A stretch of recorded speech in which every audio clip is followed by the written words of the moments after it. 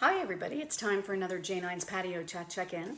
I was thinking I'd do this on the patio, but it has started to rain. I knew I was close because we were expecting rain and it has begun. So I don't want to be out there getting wet. So I'm in here. It's been a bit of a weird weather day here today in Halifax. It was really sunny early in the morning, beautiful, and then crazy winds. So I'm just super impressed. I've been able to keep my hair. It's still the same as when Nathan put it in. Definitely you can see more the clips, the clip ends, but I'm just going with it for now. I can still cover them up somewhat. Like I think I'm pretty good, but I haven't done anything. Like I haven't touched them. So I've been very diligent. So again, like I told you, you could just, one day I'll show up on the patio and you'll be like, wow, you got a huge haircut. But it will be my other hair, just my own hair. But anyway, yeah, so it's just a crazy weather day. Anyway, I'll talk a little bit about that later. I have 3 birthdays today. It is Marsha Robinson's birthday, and I know Marsha from home. Well, actually, I don't know her from home. I met her years ago. We met through Ray, actually, and but I haven't seen Marsha for ages, and she has 2 boys, and they are giants.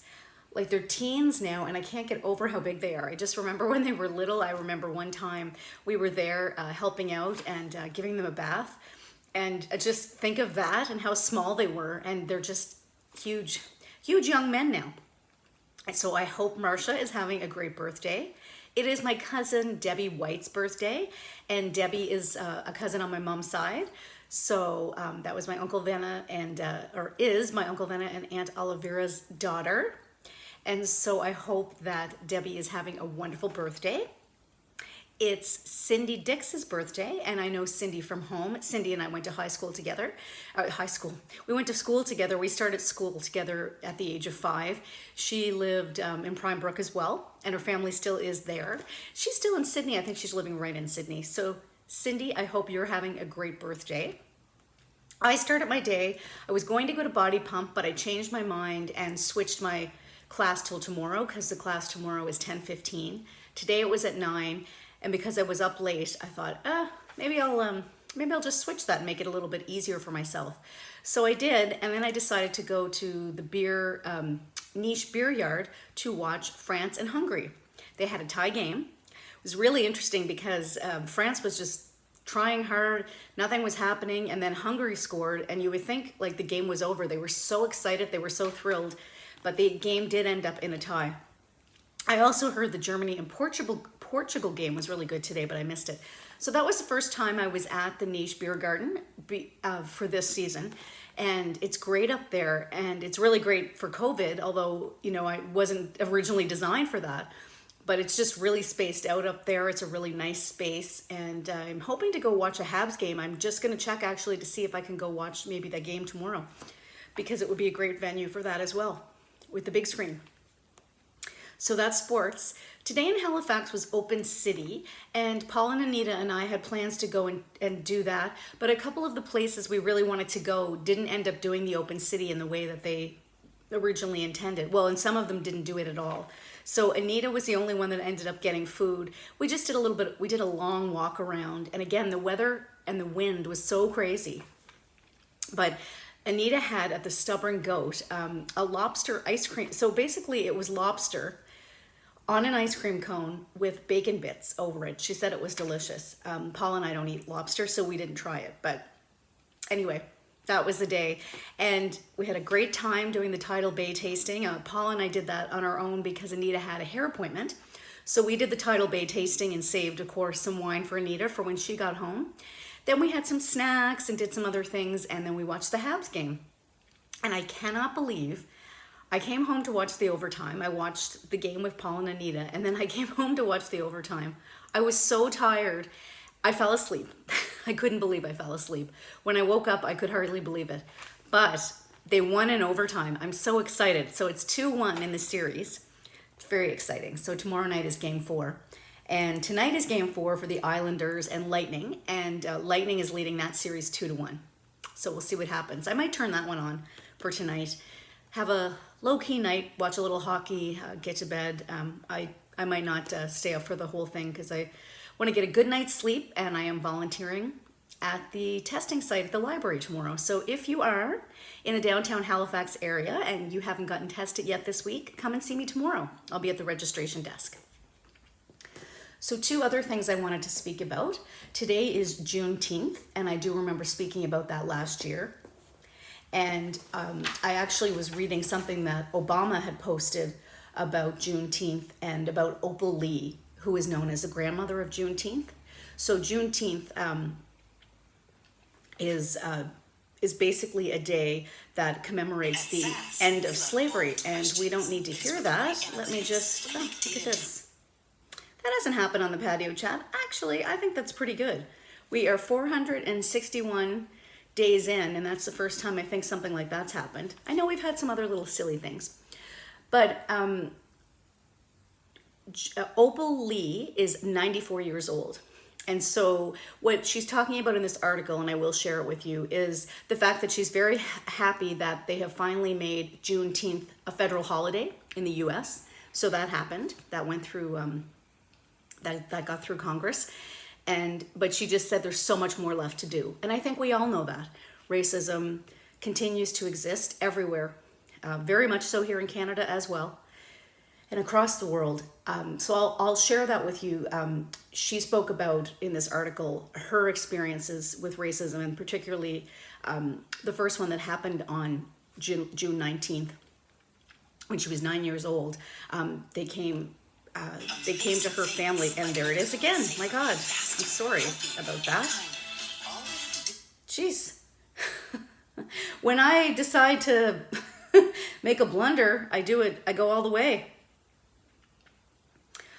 Sorry, I do want to get to this. So as a little girl, Lee was a victim of a traumatic event, and that was her first undeniable experience with racism. 1 week after she moved with her family to an all-white neighborhood, a mob surrounded their home and threatened their lives.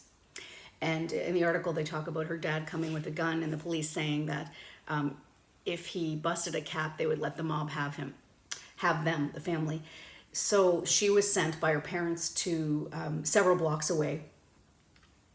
And they burned furniture, they set the house on fire. So awful, terrible, of course. And she said it was covered in newspapers in Texas, but the local papers didn't cover it at all. They didn't talk about it. So she is talking in this article about the need to continue action. That unfortunately, there we go. Unfortunately, there's a lot still left to do. So that is Juneteenth. I also wanted to talk about today, in terms of speaking about Indigenous issues every day during Indigenous History Month, about an article I read regarding Dr. Peter Henderson Bryce and Cindy Blackstock. And the article talks about 100 years apart, they fought for Indigenous children. And so I've talked about Cindy Blackstock before, I know that. And she has been fighting tirelessly, my goodness. It won't happen again because I've closed that completely. So last week, Cindy Blackstock stood beside the grave of a man who, more than a century ago, sounded the alarm about children dying in Canada's residential schools. So if you don't know about Dr. Peter Henderson Bryce, he was a public servant and he was a medical doctor. And in 1907, he warned the government about poor ventilation and overcrowding that was fueling the spread of tuberculosis in residential schools across Western Canada. And he was very alarmed that children were dying at alarming rates. He wrote a report demanding immediate action and remedy, but the government did not act. Blackstock, who is a child welfare activist and McGill University professor, came to his grave last week because she has been back in court with the First Nations Child and Family Caring Society of Canada.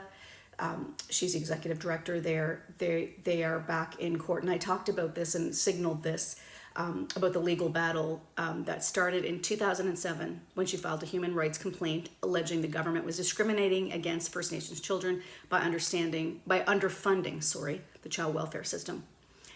And so this week, the Prime Minister and the government have been, they moved forward with what I would consider, and they consider in this article, a controversial legal challenge seeking to overturn two Canadian Human Rights Tribunal rulings that found, among other things, the government had willfully and recklessly discriminated against First Nations children by underfunding child welfare services, which incentivized removing them from their families.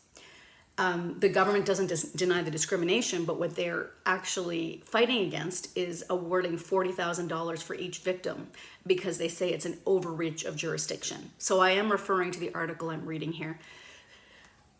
I don't understand why they would possibly fight against this and why they would not want those children and those families compensated. So I'll leave the rest of that to you to read.